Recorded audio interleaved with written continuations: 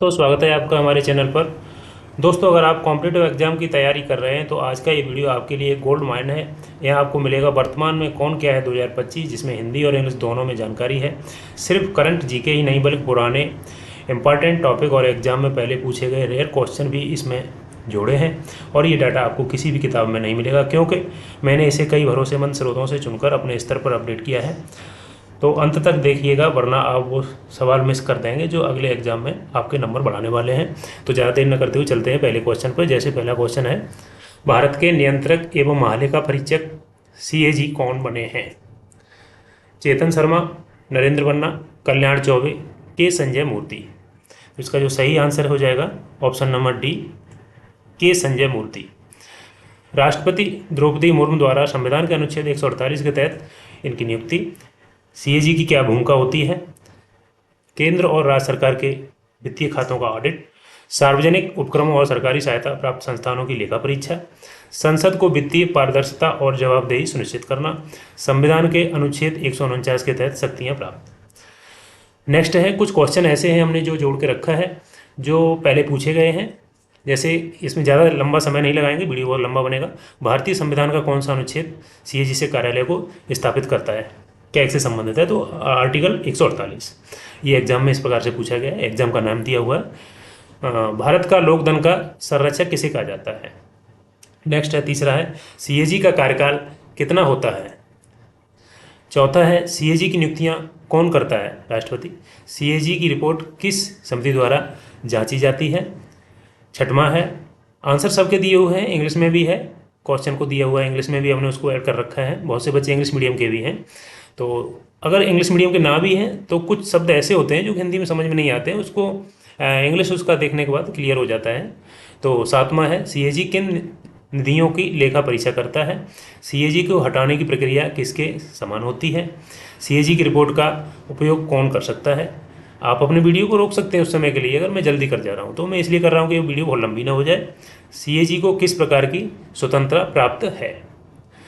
ये 10 क्वेश्चन इस पे, और उसके एग्जाम भी दिए हुए हैं, किस एग्जाम में आए हैं, और उनको हमने इंग्लिश में भी कन्वर्ट किया है और आंसर भी उसमें साथ में दिया है। तो नेक्स्ट है आगे, भारत के वर्तमान महालेखाकार कौन है? सीजीए की बात करेंगे। Controller general of account Abdullah Sahib, Sanjay Malhotra, Abhay Kumar Singh, S Dubey. तो इसका जो सही answer option number D, S Dubey. CGA Bharat सरकार के वित्तीय लेन देन का लेखा जोखा रखने, रिपोर्ट तैयार करने, लेखा प्रणाली की निगरानी करने का कार्य करता है। यह सरकार के खर्च और आय की पारदर्शिता सुनिश्चित करता है, सीजीए। नेक्स्ट है, ये 28वें सीजीए हैं और अनुच्छेद 148 इनसे संबंधित है सीजीए से। और इसी प्रकार हमने इन क्वेश्चन को भी हमने रखा है इसमें कि इसका कार्य क्या होता है, इसके किसके कौन से मंत्रालय के अंदर आता है। इस प्रकार से जो क्वेश्चन पहले बने हैं, सीजीए किस प्रकार की रिपोर्ट तैयार करता है। चौथा है, सीजीए किस सेवा से संबंधित अधिकारी होता है, ये भी क्वेश्चन पूछा गया है। तो ये क्वेश्चन इसलिए ऐड किए गए कि आपको पैटर्न कुछ पता रहे कैसे क्वेश्चन पहले आए। अब बार बार आप किताब खोलेंगे, कहाँ से खोजेंगे? ये मैंने कई स्रोत से इकट्ठा किया है जो आपके कामयाब होगा। सीजीए की नियुक्ति कौन करता है? नेक्स्ट है, कभी कभी याद होते हुए क्वेश्चन हमारे गलत हो जाते हैं। सीजीए किस प्रकार के लेखांकन मानकों को लागू करता है?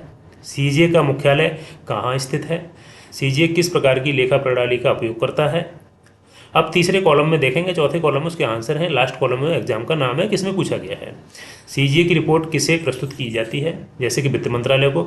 सीजीए किस प्रकार की परीक्षा आयोजित करता है? और नेक्स्ट है तीसरा क्वेश्चन हमारा, भारत के 52वें मुख्य न्यायाधीश कौन है? भूषण रामकृष्ण गवई, संजीव खन्ना, पीयूष गोयल, राजेश रंजन। तो इसका जो सही आंसर हो जाएगा वो हो जाएगा option number A, Bhushan Ramakrishna Gavai. नीचे संजीव खन्ना का स्थान लिया है इन्होंने, भूषण रामकृष्ण गवई ने संजीव खन्ना का स्थान लिया है।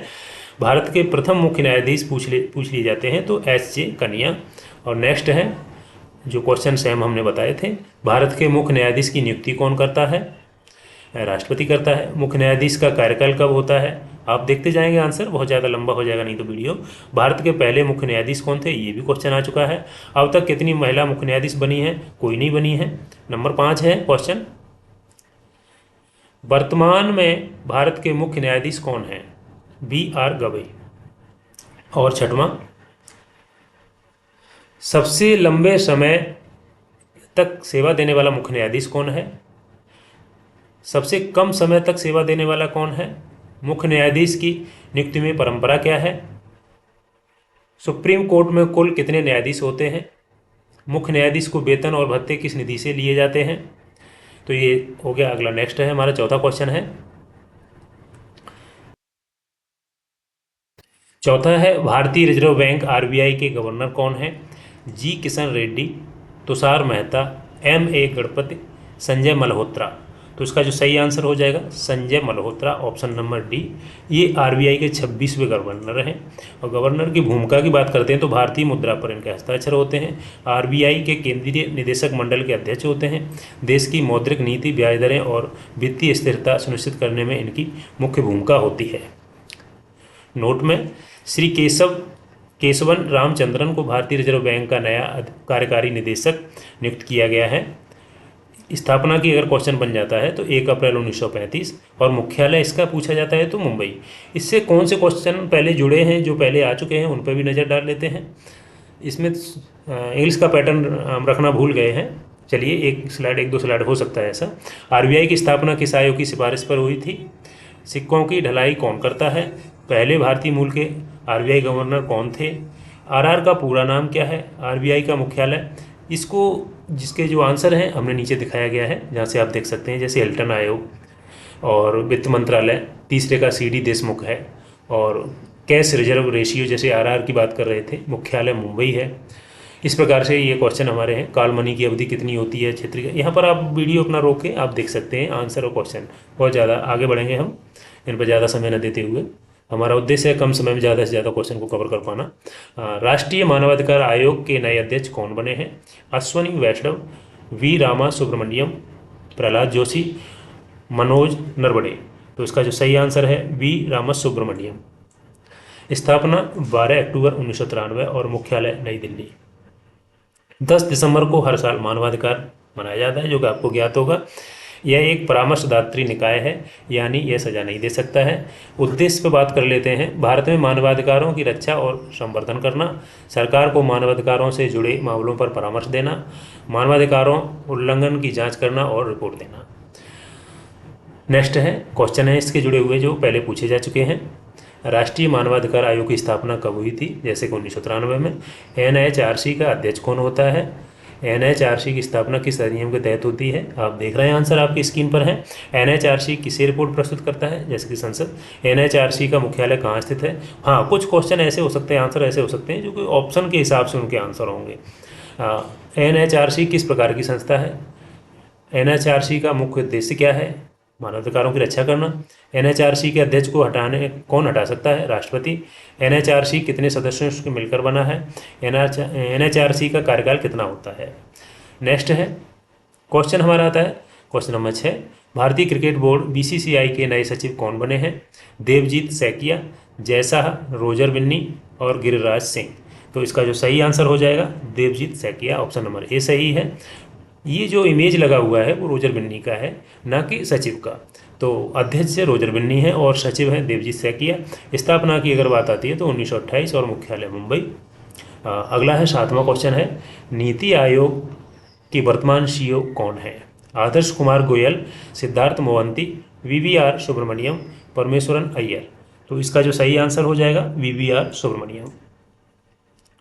देश के लिए अच्छी योजनाएं बनाना, नीति आयोग के बारे में। केंद्र और राज्यों को मिलकर काम करने में मदद करना, यह देखना कि योजनाएं ठीक से चल रही हैं या नहीं। नई सोच और तकनीक को बढ़ावा देना। आगे है इसका फुल फॉर्म हो जाएगा national institution of transforming India. स्थापना की बात करते हैं तो 1 जनवरी 2015, मुख्यालय नई दिल्ली और अध्यक्ष प्रधानमंत्री।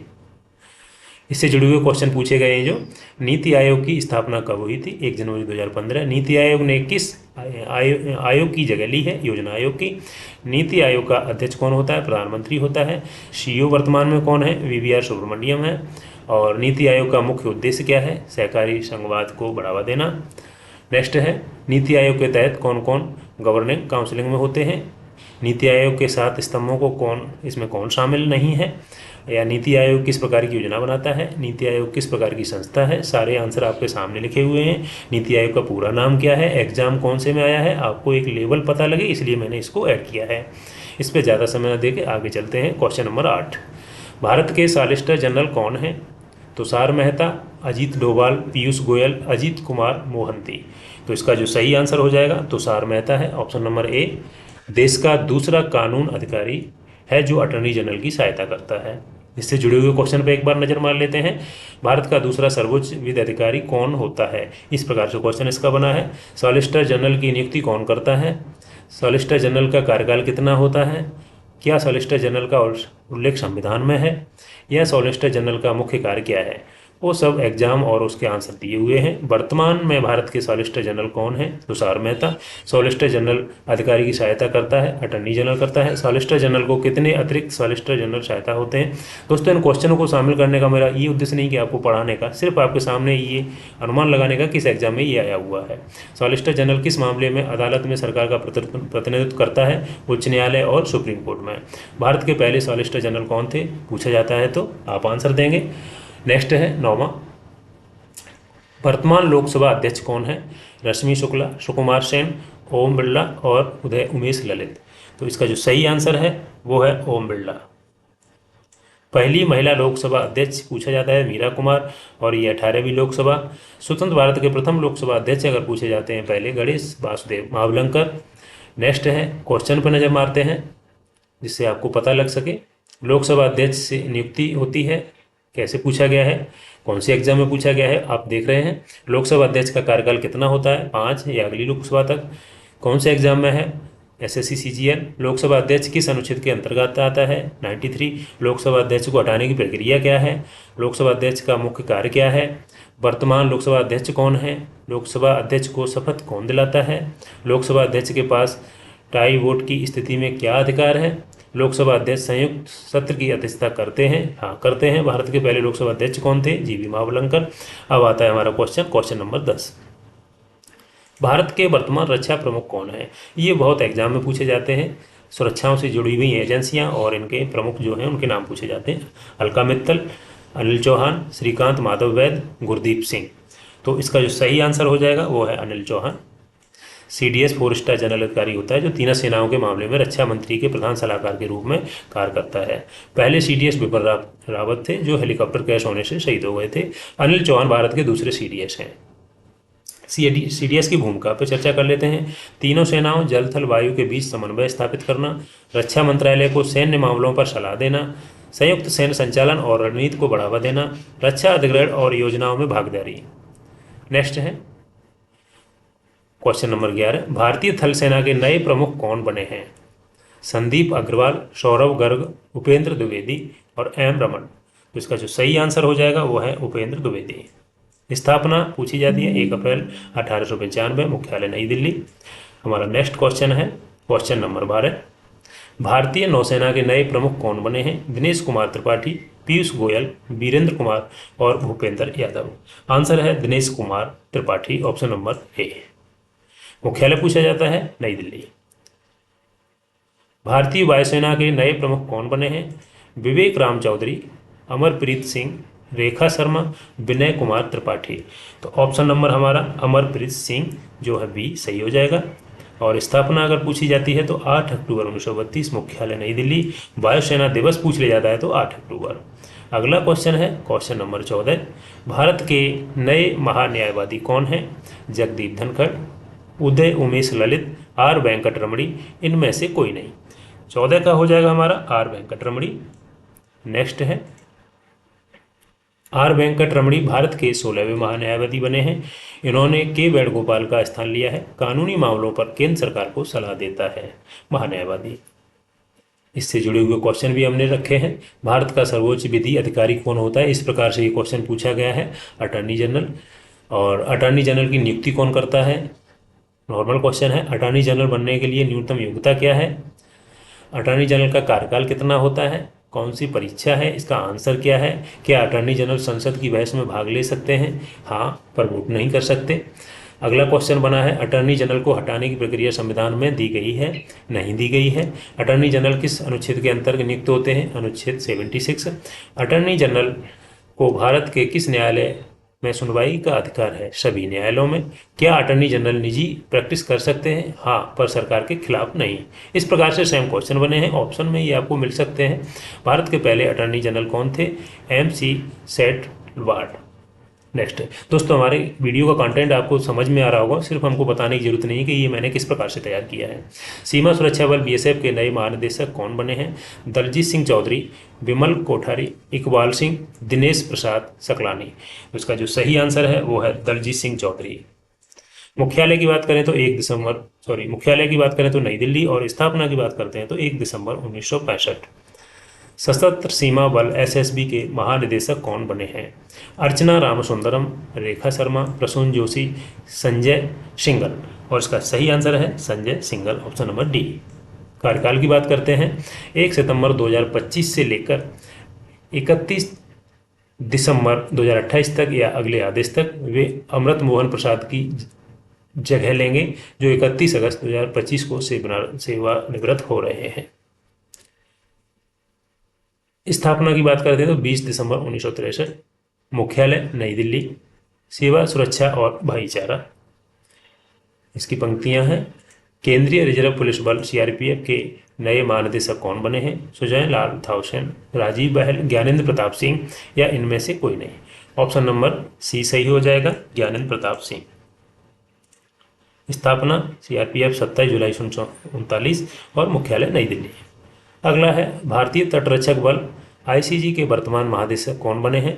परमेश शिवमणि, अलका मित्तल, जगदीप धनखड़, मृत्युंजय महापात्र। इसका जो सही आंसर है परमेश शिवमणि।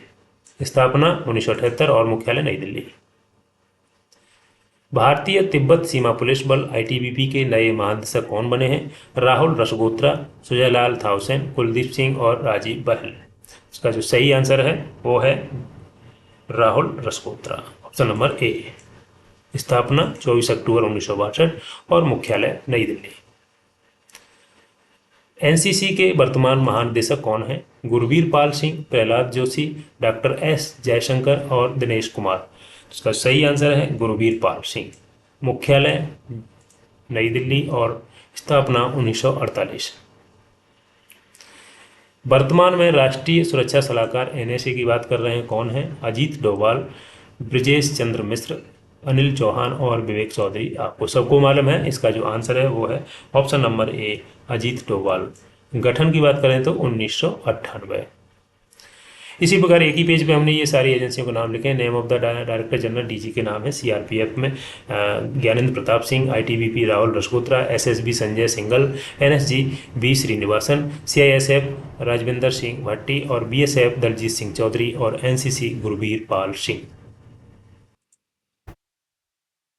दोस्तों, अगर आपको ये कंटेंट अच्छा लगा हो तो चैनल को सब्सक्राइब करें, वीडियो को लाइक करें और अपने दोस्तों के साथ शेयर करें। यह वीडियो लंबा ना हो इसलिए हमने इसमें सीमित प्रश्न रखे हैं। बाकी के प्रश्न आपको अगले वीडियो में मिलेंगे। और हाँ, अगर इसमें कोई प्रश्न या जानकारी गलत हो गई हो तो कृपया कमेंट में बताएं ताकि हम उसमें सुधार कर सकें। धन्यवाद।